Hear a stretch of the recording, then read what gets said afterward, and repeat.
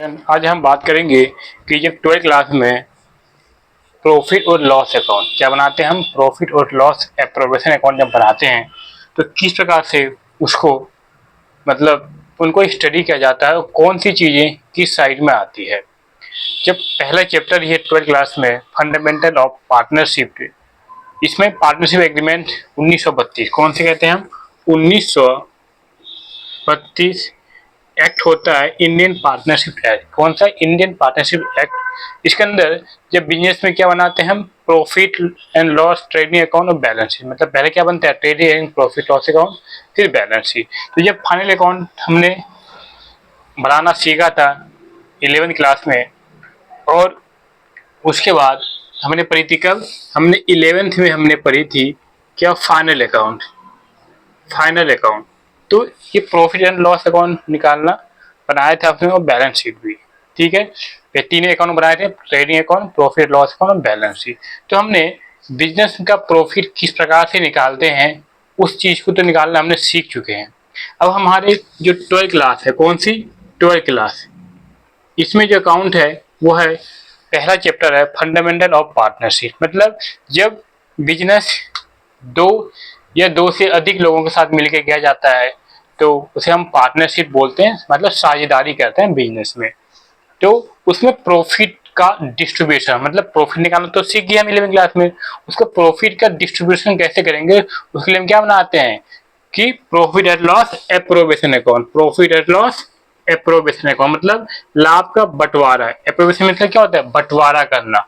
तो 12th class में हम चाहे जितने भी चैप्टर स्टडी करेंगे, चाहे वो फंडामेंटल ऑफ पार्टनरशिप हो, एडमिशन ऑफ पार्टनर हो, चेंजिंग इन पीएसआर रेशियो हो, डिस्ट्रीब्यूशन ऑफ पार्टनरशिप, ठीक है, रिटायरमेंट डेट, इन सभी में क्या करेंगे हम पार्टनर मतलब बंटवारा सीखेंगे, कैसे डिस्ट्रीब्यूट किया जाता है प्रॉफिट को at the times of admission, revolution account बनते हैं। तो सारी चीज अकाउंट हम बनाना सीखेंगे इन 12th क्लास में।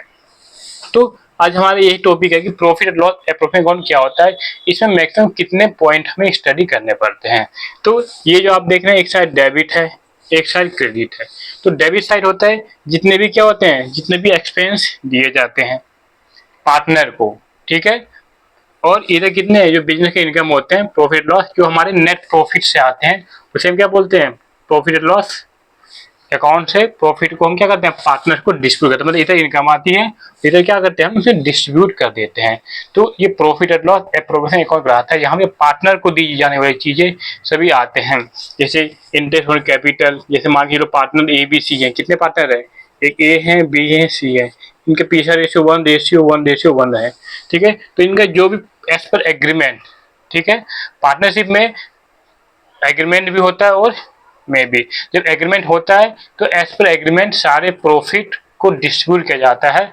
अगर कहा गया पार्टनर को क्या है तो इंटरेस्ट ऑन कैपिटल तो कैपिटल दिया जाएगा, सैलरी तो सैलरी दिया जाएगा, रेमुनेशन भी एक सैलरी जैसा ही होता है तो उनको दिया जाएगा, फिर आता है कमीशन तो कमीशन, और कुछ क्या होता है जनरल रिजर्व में रखते हैं इन फ्यूचर में। ये भी पार्टनर जब चाहे आप बिजनेस से क्या करते हैं निकाल सकते हैं।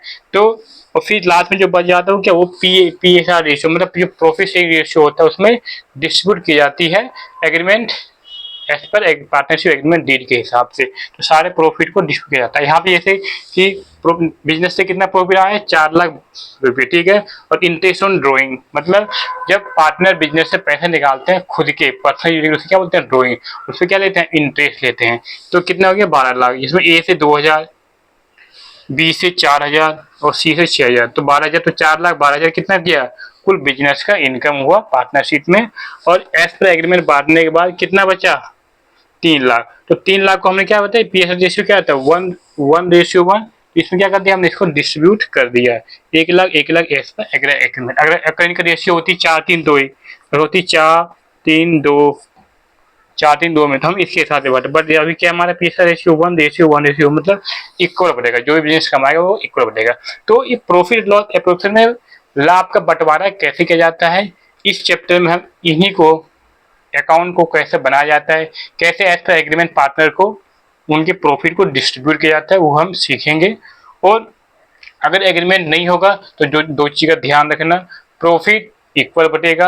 अगर पार्टनर ने कैपिटल के अलावा, ध्यान से सुनना, कैपिटल के अलावा कोई बिजनेस में पैसा लगाया है तो उसे हम क्या एज ए लोन ट्रीट करेंगे और उसको इंटरेस्ट ऑन कैपिटल 6% देंगे। कितना देंगे? 6% PA।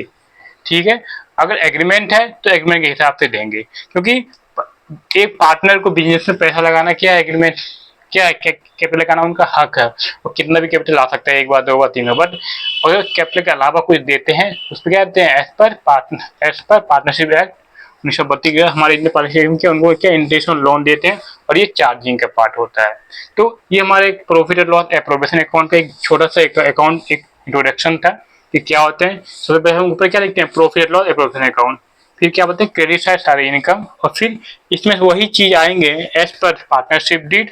अगर नहीं भी हैं तो जो एग्रीमेंट के हिसाब से हैं हम देंगे। जैसे यहाँ पे क्या है लिखा था, जनरल रिजर्व 4 लाख का 10% चल रही है, तो डेबिट में सारे क्या मिलेंगे, ये सारे चीज किसको मिलेंगे, एज ए पार्टनर को, मतलब जो साझेदार है, जो बिजनेस में क्या करते हैं, साझेदारी करते हैं। तो आई होप ये वीडियो पसंद आई होगी।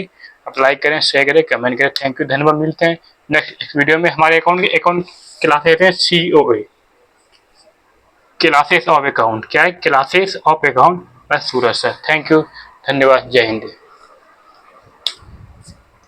सारे नोट कर लीजिएगा।